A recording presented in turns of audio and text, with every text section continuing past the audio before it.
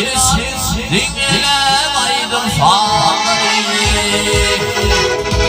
Toyginin elini tüplenleri Benim kutlan bugün atamın toyunu Benim kutlayan atasan toyunu Toyginin elini gözleri Benim kutlan bugün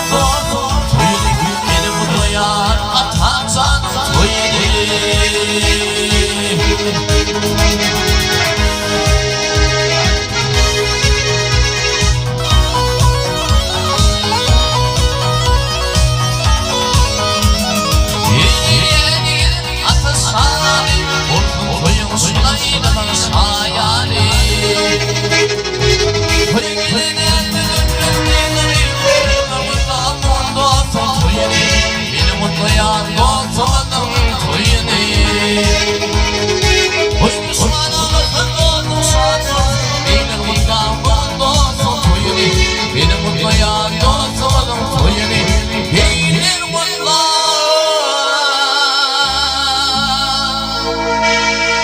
Bugün dost